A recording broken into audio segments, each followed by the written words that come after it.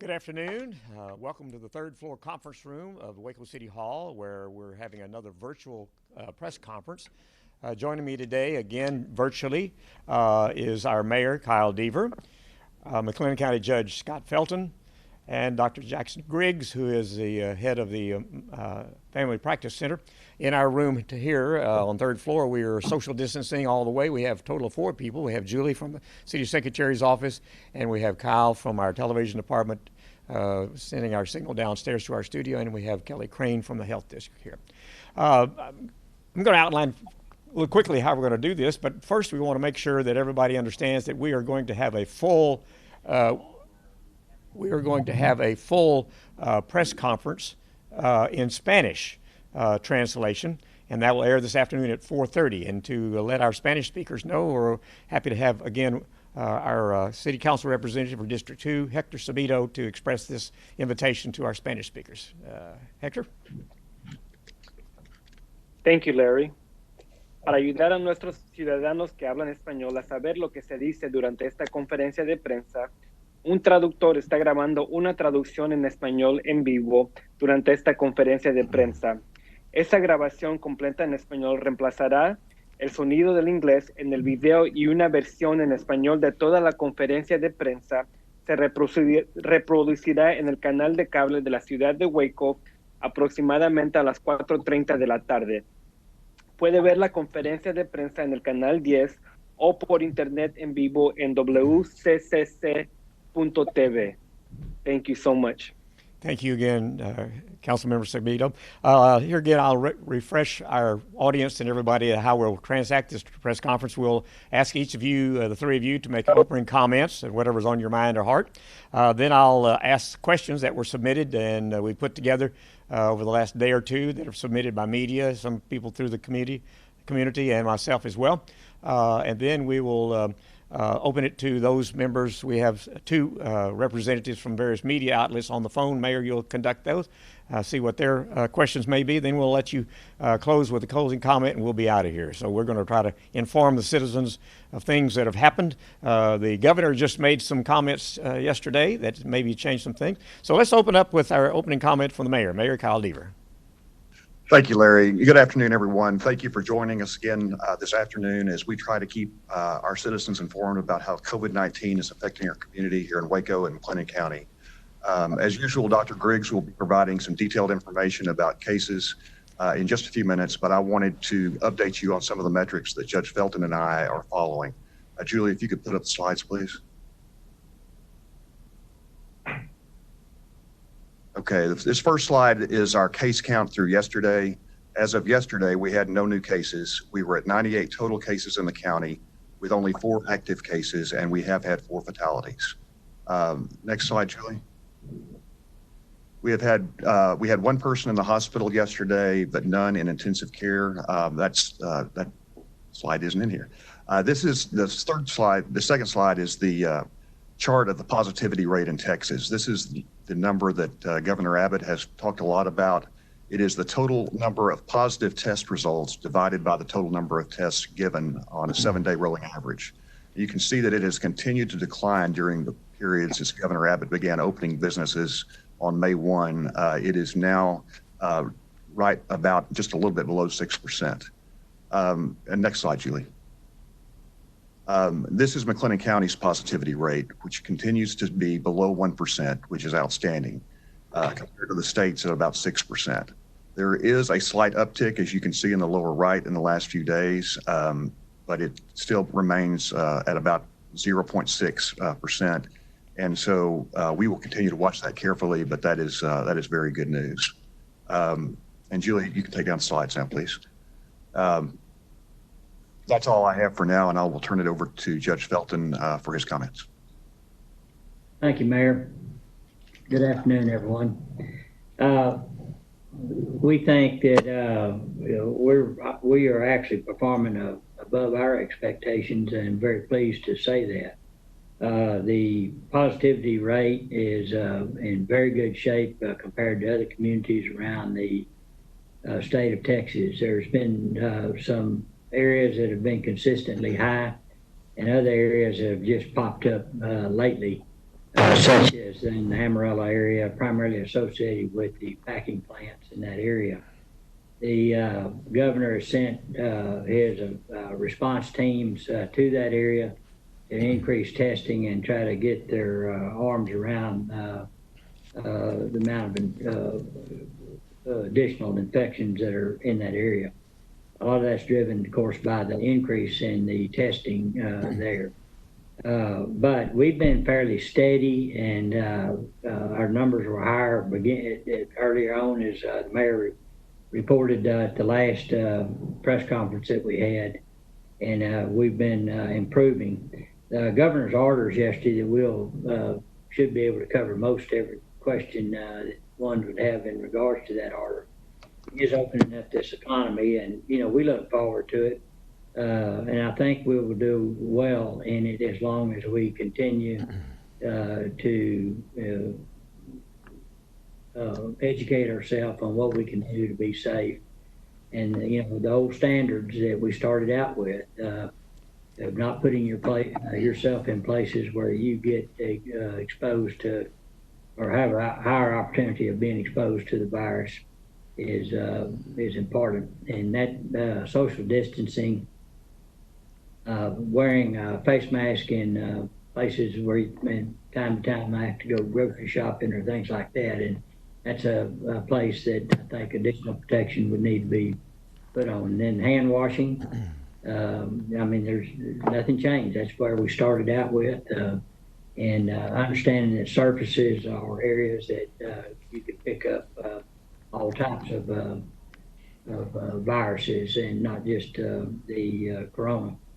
So, many of these things that we're learning are just good health practices that we should continue for a long time. Even when we get in the cold and flu season, they'll be very much important for us to practice those. Additionally, we hope and pray for a vaccine before long. There's a lot of, good news about that. I'm hoping that people really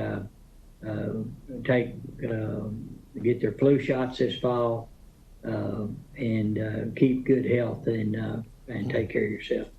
And besides that, I'll be ready to answer any questions anyone would have. Thank you. Dr. Griggs? Right, well, in the same fashion as previous, I'll just update on numbers of cases.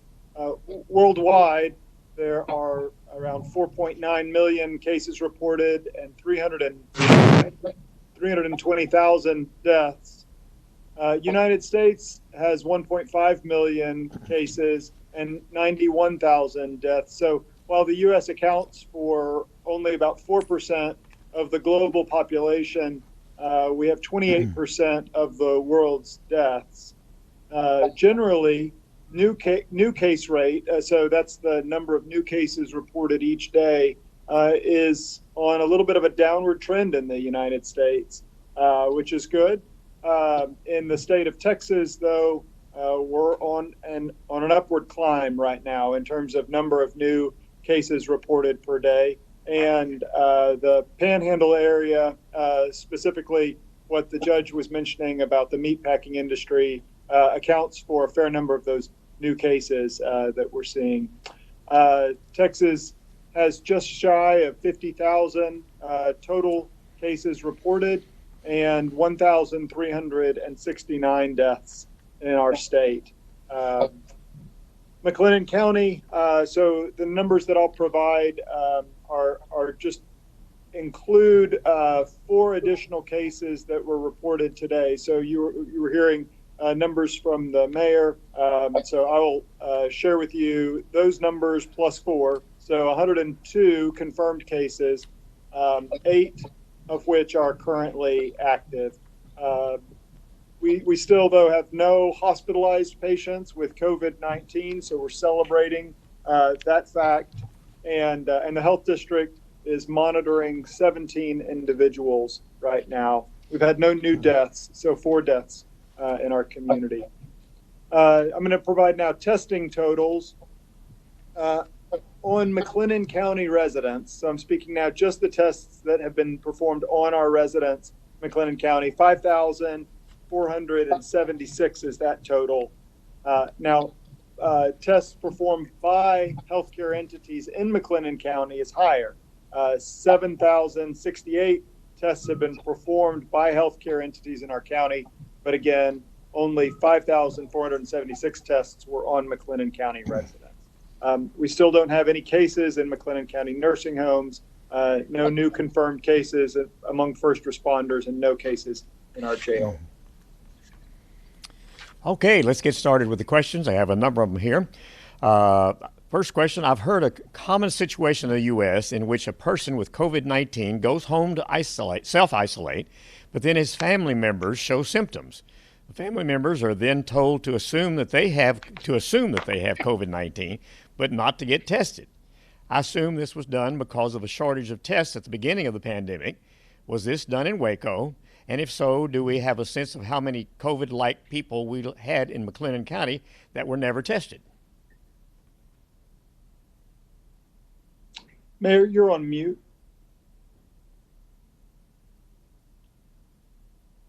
Tricky. Dr. Griggs, would you take that question, please? Thank you. Yeah, absolutely. So this is an important question, and early on in the pandemic in our community, if you'll recall, we had very, very few tests. We did not have ample supply chain that was providing additional tests. So we thought that our few tests were fixed for a while. We weren't going to get new ones. And we were expecting a surge of cases. So our strategy at that time was much different than it is now in terms of testing. We were using very careful judgment, testing only those who had the highest risk of having COVID-19 and those who were at greatest health risk of developing complications or risk of death. And during that time, when we were advising patients to go home and self-isolate, we were doing so across the board to every patient with symptoms.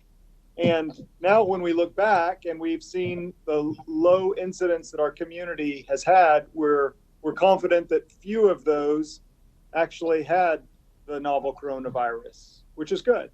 We don't have exact counts across the community, but again, in retrospect, when we look back, we can say that it was not a significant number of those that actually were carrying the disease because we never saw much of a surge. Okay. In Waco, many churches closed to prevent the spread of the COVID-19. How much did that choice help to slow the spread locally? Judge Felton, would you take that? Sure. Well, I have no way of knowing for sure, but if you recall back early on, there were a lot of new cases that were popping up, primarily from people coming from back home from vacation and being different places from all over the world. And the churches are really one of the first groups, organized groups, that stepped up and said, what can we do to protect, in other words, the shepherd protecting their flock? And they got together and said, we've got to figure out another way to worship. And besides putting people side by side in these churches. And I think that leadership within those churches made a wise decision and more than likely saved people from having the coronavirus possibly and someone dying from it because, as you know, in most churches, there's a wide age range of people that attend. So there could be people that were, would be very sensitive to illness and could cause bad results. Judge, I agree, and you're right. There's not any way to know for sure, but the fact that all those churches came together and were united in their approach to not have services and to help us explain to their constituents who they trust, that the constituents trust their pastors for the most part. I think all of that made a big difference in our outcome so far. So I really want to express our appreciation. Yes. Okay. In some cases, people are waiting for the results of a drive-through COVID-19 tests for weeks. How common are these delays and how will they impact local COVID data? For example, I understand we've not seen the results from the free public testing offered May the 8th in Waco and Belmead. Do we know the reason for the delay, and when might those results be expected? Dr. Griggs, I think you just got an update on that recently. Would you mind taking that? Yes, absolutely. And there were several questions in there. I'll see if I can get to all of them. I don't know how widespread delays are, whether across the state or nationally, when these drive-through programs are made available to the public. When the Texas National Guard came on May 8th and provided drive-through testing services for our community at the Belmead Civic Center and then at the Firehouse number 8, there's been about a 12-day delay, and while our health district was told that those results would come within a 4-day period, when they didn't come, our health district started reaching out on a regular basis to the Texas Department of Emergency Management, who is responsible for all the logistics and testing, and they weren't getting answers on when they would get those tests back, those results back. So today, just moments before this press conference, the Texas Department of Emergency Management reached out to our local emergency management department, indicating that those tests are at UT Medical Branch in Galveston, and I believe that some early results may be coming in at this point. But obviously, the concern is that we've had patients who have had symptoms, and while universally they were all told to self-isolate, everyone who attended that drive-through testing who had symptoms was told to self-isolate. We haven't been able to do contact tracing because we haven't known which cases were positive. So that's the concern in that long delay. And my guess is that as all of us are learning how to improve our efficiencies and how to provide care in this kind of new environment, the state has its own learning curve here that's going on as well. If they provide testing services in the future, my hope and expectation is that this kind of delay will not occur, or will at least be much shorter. Okay, here's another 3-part question, kind of dealing with contact tracing and traveling. How does contact tracing work when an infected person has traveled across county or state lines? And are there open lines of communication with health officials in other states? And has the local health district done interstate contact tracing? Dr. Griggs, do you have information about that? Yes, the health district does do. The health district interacts with wherever a resident lives, that they're the jurisdictional health district in that area, and coordinates contact tracing. If we do have in McLennan County a lot of individuals who work in our county, but who have residence in other counties, and in that case, the health district will investigate the place of work, but will communicate with the health district in the other county to do the contact tracing for the individual. Okay. So much of what has gone on in our county and all across the state is a result of the governor's emergency declaration and order. Help our citizens understand what we as a local government could do, could not do, and without the governor's declaration, how is that impacting us? Judge Felton, would you start on this one, please? Yes. Initially, the governor left it up to the local counties and communities to make their first emergency orders, and that's when our numbers were pretty high initially, and we had a shelter-in-place, stay-at-home order till we understood better about what was going on. The orders after that really came where the governor declared that his orders would be the predominant order, or supersede any other orders by mayors or judges. So basically, what we do now is try to understand for our folks in our community what those orders mean to them as an individual or to their business. And so we're more trying to explain and research out what it might mean to the community. But yes, the governor's orders are the ones that we go by. We adopt those almost word for word. I will say that the last order that he put out on Monday had a lot more information around the specifics of it, where you could drill down and kind of get granular into the rules. And it helped us a lot. Yeah, I agree, Judge. And to make a point that we've talked about before, when we were going into this shelter in place and stay at home type situation, the county and the city coordinated really closely to make sure that we were lined up together in our orders to prevent confusion for our citizens. And that was a place where the collaboration in our community just stood out compared to other cities and counties around the state that were squabbling with each other. I was so grateful that we were able to work through those things together and do that for the good of our citizens. Yeah. Thank you. Okay, the next question deals with antibodies. We keep getting those questions. What's the status of antibody testing in McLennan County? I'll take that one, I suppose. Okay. So the antibody testing is still limited in our community, and I think that that's a good thing. Here at the Family Health Center, we have intentionally passed up opportunities to purchase antibody test kits because the technology just isn't quite there yet. It is evolving. I do think that there's a future for antibody testing, but right now we run the risk of a false positive rate that's too high. And so perhaps in very select circumstances, it's appropriate to use antibody testing, but certainly not broadly at this point. And obviously the problem with false positive on the antibody test is that people then may think that they're immune from COVID-19 when they're not. So that's the real danger, as I understand it. Okay. The COVID-19 virus was identified in 2019.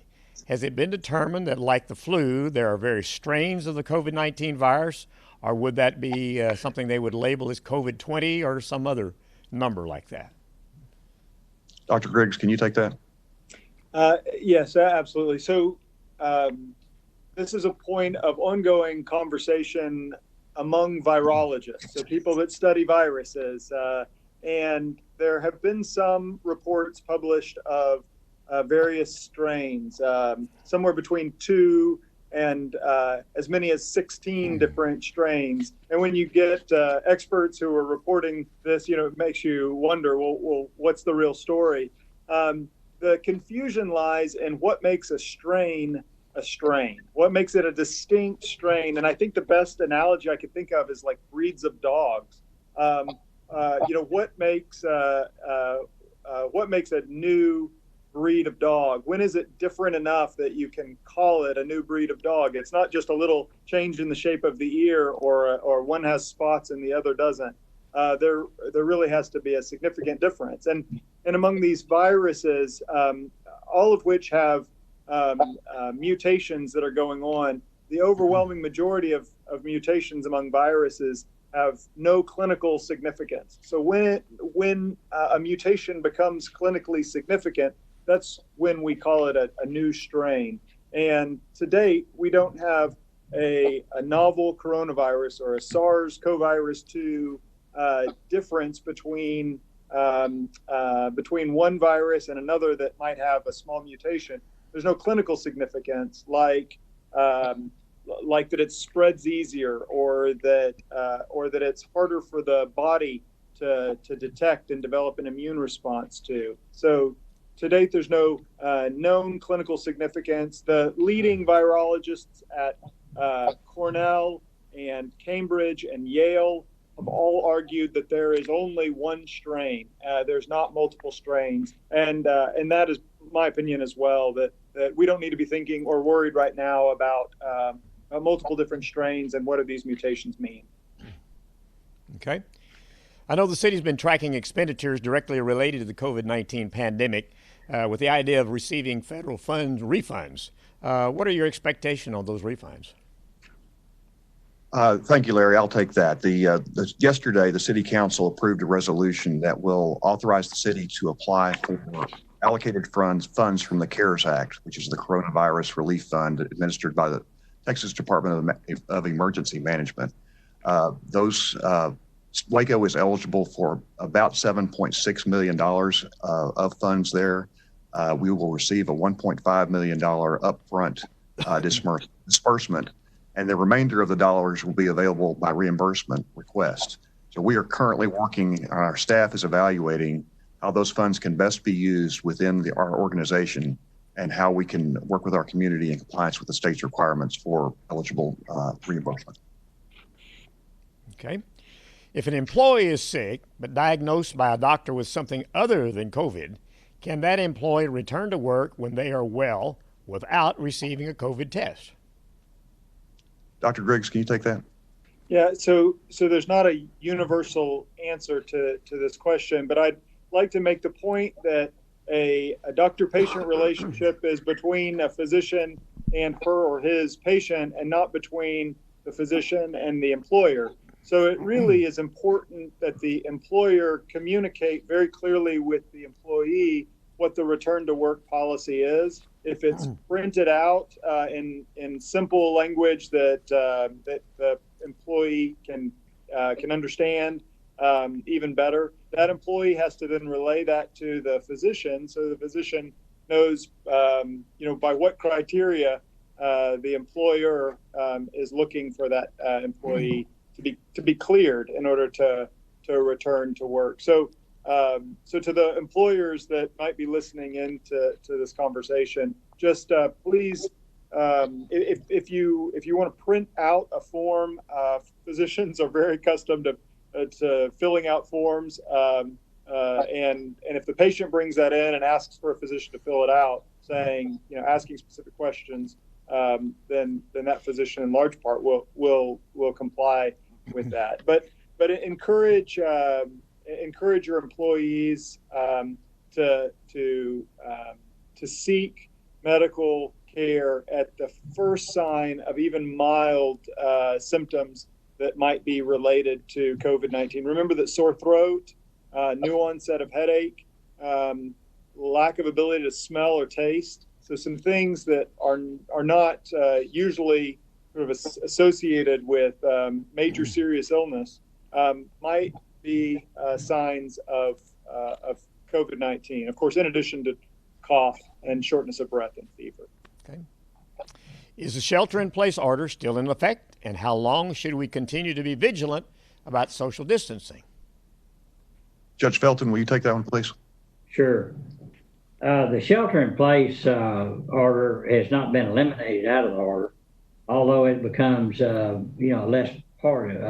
smaller part of it because of the amount of expansion of our authorization by the governor to increase the amount of activities that one could have. So, but I think from a standpoint of if you're in that certain age category or have health risks that are significant, then that is a strong suggestion that to be able to avoid the virus is to shelter in place. But we're looking at that going forward.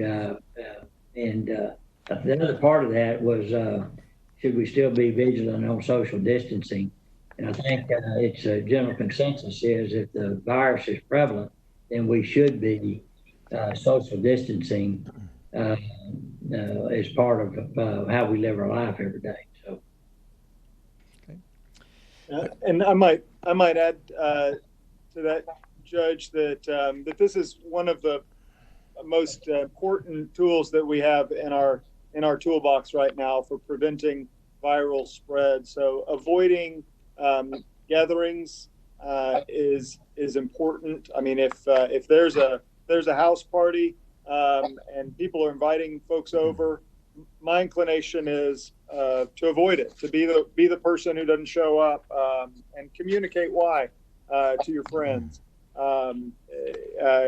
Every person can be a leader in this moment in time, and it's so important to all of us that we're communicating not not just that the three of us who are on the press conference are communicating this message, but that every resident in our community is sharing with others, people that they care about, that really, if we're going to be in this together, we've all got to stay physically distanced, as challenging as that is. And to reiterate something that the mayor said early on, physically distanced, but socially connected is the goal here.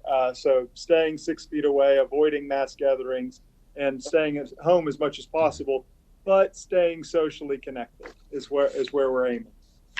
Okay. The Kaiser Family Foundation estimated recently that 27 million citizens lost their employer-based health insurance during the pandemic. Since Texas already had the most uninsured folks before COVID-19 compared to any other state in the nation, what alternatives exist for citizens that now have no health care? Yeah, this is a really serious problem and a difficult question to answer, but I'm going to ask Dr. Griggs to take a stab at it. There's a nonprofit organization called America's Health Rankings. It's a nonprofit. It's called United Health, but America's Health Rankings is the report that's issued every year. The 2019 and 2018 rankings both put Texas 50th out of 50 states in uninsurance. And so I don't want that point to get lost in the question that this larger issue that among the population, Texas ranks dead last of all the 50 states among those that are uninsured. And so right now, in a moment of economic crisis, when so many people are losing their jobs, there's going to be more of an impact from a health standpoint, because uninsurance is tied to a whole host of negative health outcomes, including mortality. So the higher a community's lack of insurance, the higher the mortality is that's avoidable. Related, and this is a dicey topic, but as a physician, this stays top of my mind, and that is that the state did not expand Medicaid, which means that that when we see more individuals who are jobless, fewer of them will be able to access Medicaid. So what options remain for those that have lost their employer-sponsored insurance? Some may be able to get insurance through a spouse's employer or through maybe a parent's employer. Others may be able to apply for COBRA coverage. That's the coverage where you pay. It's usually quite expensive, but you're able to pay for the full premium of the your employer's insurance program. And then the other option is the ACA marketplace programs. Those are for individuals that are between 100 and 400% of federal poverty, and those are subsidized by the federal government. So those are places to look. The Family Health Center provides health care, including primary care, mental health, and dental care to everyone in our community, regardless of their ability to pay. So for primary care, mental health, and dental care, the Family Health Center is certainly an option. Okay, thank you. It's easy to Monday morning quarterback and ridicule any model or prediction in hindsight. Why are models important? Dr. Griggs, I know you look at these models probably more than anybody in town, so I'll ask you to answer that question. So I went to med school in Houston, and so drove a lot in Houston traffic. And when I'd see the red lights ahead during Houston traffic, I'd know that gridlock was coming if I didn't exit the highway. And so learned to get off when I saw those red lights. And I think the predictive models are a little bit like those red lights. We made the right choice in our community to exit the exit ramp when we saw those red lights ahead, and we avoided the potential catastrophe by virtue of of our decisions and our health behaviors. And so while we, as I've said before, we sort of won the first round, we still have to very much keep our eyes on what is forthcoming, and do what we can do to avoid the problems. And so those models, none of them are perfect. They're all built on statistical probabilities, and the predictions are, if you do nothing different, here's the situation that you'll end up in. But we have a role in changing that potential future. And that's why we keep addressing these same issues of health behaviors. Okay. With the governor's announcement Monday where he allowed bars and bowling alleys to open Friday, restaurants increased to 50% capacity, gyms opened at 25% capacity, office buildings could open at 25% if not more than 5 people, and previously identified non-essential businesses could open at 25% capacity. When will city facilities like City Hall, libraries, Mammoth Site, Municipal Court, Water Office, and the Zoo reopen to the public? Well, those are all good questions, and we are continuing to evaluate safety protocols and measures that need to be taken in certain facilities like City Hall, Development Center, and the Operations Center, and those reopenings will be announced at a future date. The libraries are scheduled to reopen in phase 3 on June 18th, although we are continuing to do curbside delivery at the libraries. The Mammoth Site will have a soft reopening this Friday, May 22nd, by opening the walking trails and limited interpretive stations. That means the building will not be, the dig shelter will not be open at this point. The municipal court lobby reopened on May 18th, this past Monday. Dockets will be reopening in a future phase. The water office remains available by drive-through and the call center and by online services. The zoo will be reopening next Friday, May 29th, in conformance with the AZA guidelines, and also with the governor's order. I think that covers the list that you just asked. It did, yes. Thank you, Mayor. Judge, how about any more information about jury trials? Well, we're working on that now. It's going to be very challenging. Just one example is, how do you have a 12-member jury sit in a jury box and keep social distancing? And so that's just one of many problems, but we're working on it. We have a task force working on that now. It's going to take probably other locations outside of the courthouse may have to be used, at least for the jury call, where we bring in up to 600 people to select them for juries, or maybe juries that will happen in the future. Or trials that happen in the future, and so it's a real challenge. The Office of Court Administration is the state agency that is trying to put protocols together. To be very frank, some of them are not realistic.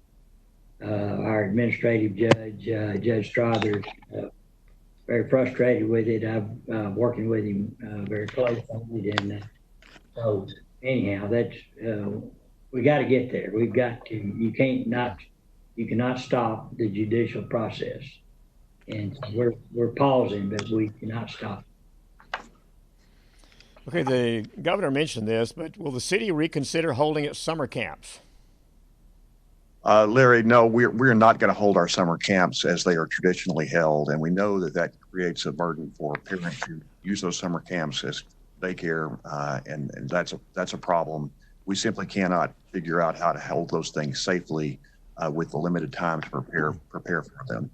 Our Parks and Recreation Department is continuing to look at alternative methods of delivering some content to these kids, and that may be in the form of virtual programming and possibly some mobile events. Okay.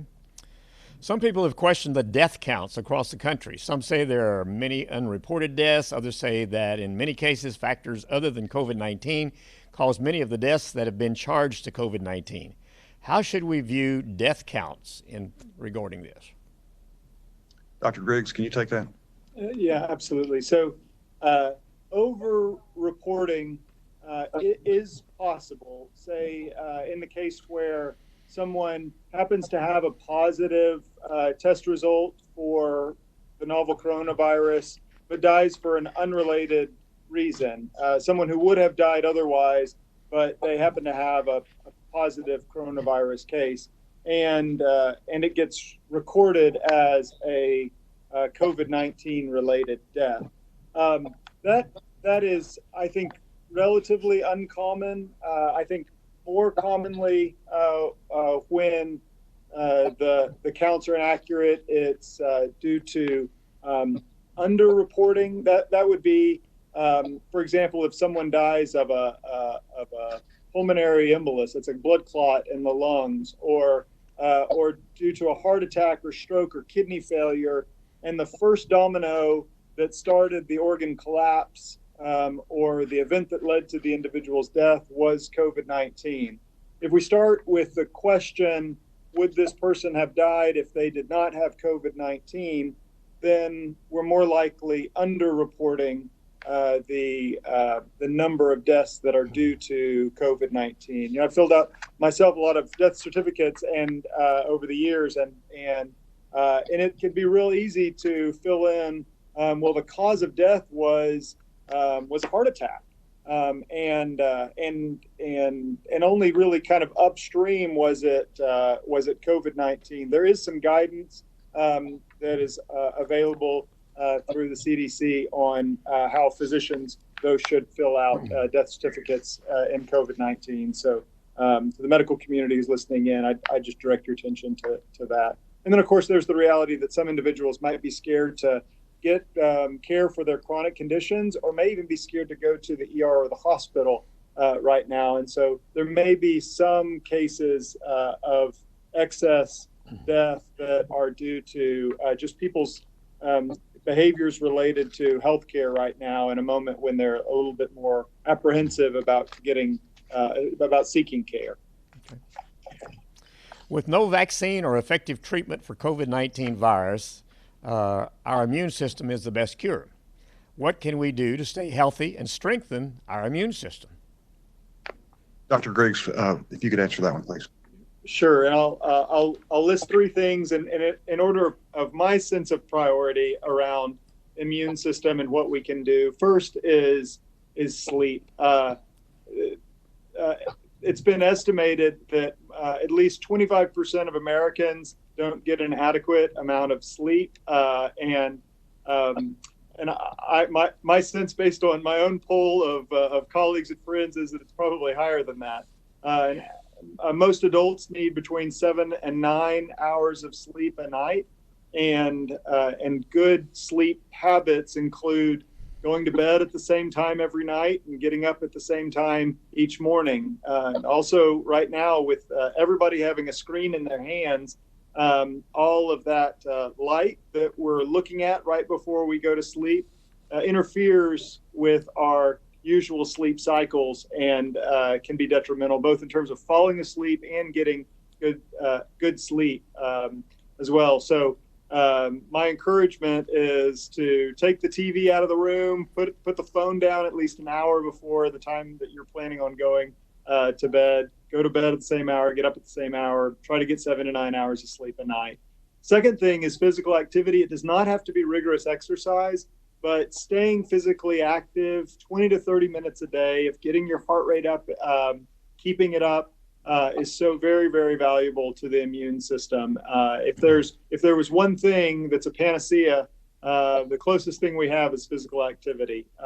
It certainly has an immune boosting effect. And then finally, eating well. I think American eating habits are not great, and right now, when we're spending more time at home, it's a good moment in time to kind of reinvigorate our eating at home and moving gradually, steadily towards a more plant-based diet.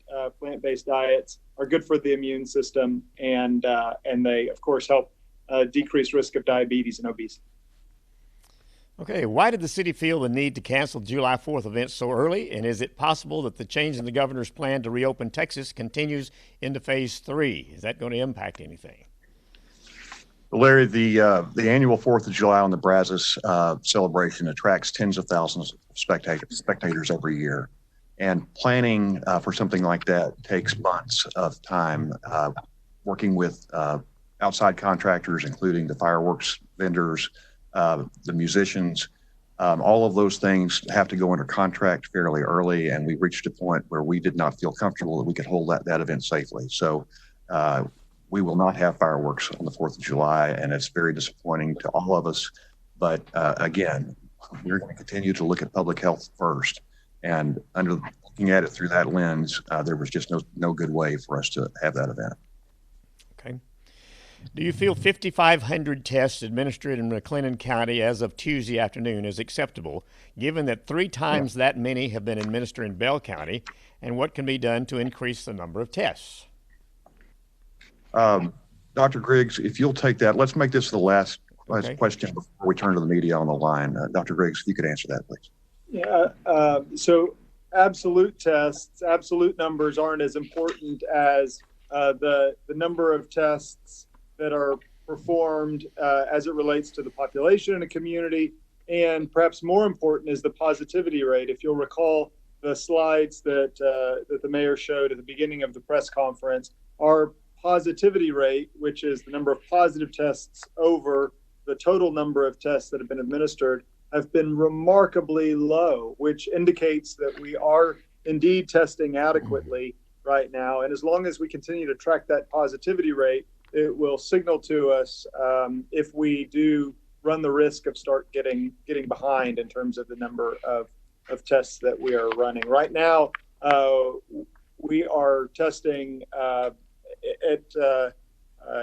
across the systems in our community. We're testing patients who have symptoms that may suggest COVID-19. So we're no longer just testing people who have traveled to locations with high prevalence or only people at high risk. And so we right now the only barrier that I'm aware of is that barrier of I don't have a primary care provider and I have symptoms. So we're encouraging the entire community to seek a primary care provider, establish with a primary care provider. Certainly, if you have symptoms, you can, and you don't have a primary care provider, as long as you're not so sick that you need to go to the emergency room, any of the health systems can take care of you. We can see you at the Family Health Center same day, as long as you reach out to us before 2 p.m. in a day. We'll get you enrolled as a patient and get you seen. And I know that our partner health systems in our community have similar protocols. In addition, we've just not seen the hospital rate that's been high. So we're also monitoring a hospital rate. If we continue to test at the same number and we start seeing an escalating hospitalization rate, it might also be an indicator that we would need to really increase our number of tests to catch more patients with disease. Mayor, I'll let you take the media calls and run that for us. Sure. Thank you, Larry. It looks like we only have 2 media representatives on the line today. So we'll start with Rhiannon Sager from the Waco Trib. And Rhiannon, why don't you let's see if we can get through 2 or 3 questions with you, and then we'll turn to Drake for 2 or 3 questions from him. So Rhiannon, would you start? Sure.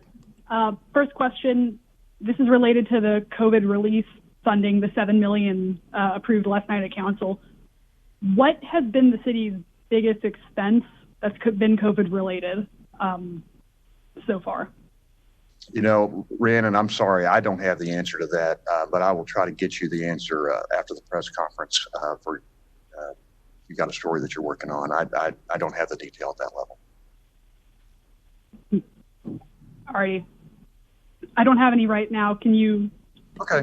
Let's go to Drake Lawson at KWTX. Drake, do you have any questions? Yes, Mayor Deaver, I do. I have a question about the drug that was put into the Bell County Baylor Scott and White today with I hope I'm saying this right, Remdesivir, and that new trial drug, and if that's something that McLennan County is looking at getting into hospitals here, and if that's something that could be happening in the weeks or days to come? Dr. Griggs, do you know the answer to that? I don't know. I had heard that that there was that there was the potential for that study I better just not speak on it because I'm afraid I'm going to give bad information, Drake. So if I can reach out to you after I communicate with hospital partners, or I'll let their own media person at Baylor Scott & White or Central Providence reach out to you. But I think if I were to answer that off the cuff, I'd give you bad intel. So we're 0 for 2 so far with media questions. Yeah, Rhiannon, do you have anything else? Okay. I did have another question though for Dr. Ahead, Griggs, if that's okay. Yeah.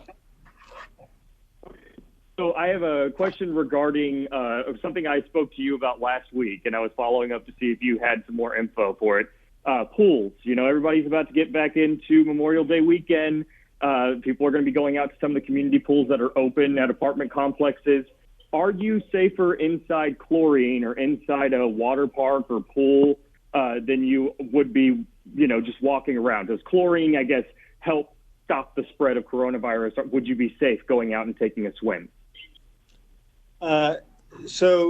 I'm glad you reminded me, because after your last question, I went to the CDC to look for an answer there, and the CDC actually has some guidance indicating that that there's no evidence that the virus is sustainable, that it can live in chlorinated water and get transmitted that way. So as far as we know, if you can be socially distanced, you can swim in the same pool, or someone who swims in a pool and then exits is not going to pass a virus to whoever swims in the pool after that individual. So pools, rather than thinking about anything these days being absolutely safe, think about it in terms of, if we can stay socially distanced, pools themselves are not going to be the medium that transmits the virus from person to person.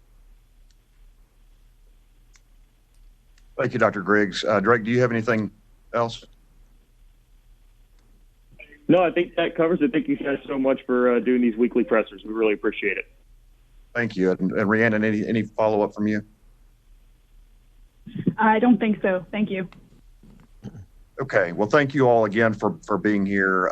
We appreciate your good questions, and sorry we couldn't answer a couple of them, but we will get you answers to those. I'll turn it back to Larry. Okay, let's go ahead and have some wrap-up comments, and we'll go with Dr. Griggs first, followed by Dr. Felton, Judge Felton, and then our mayor. Dr. Griggs? Absolutely.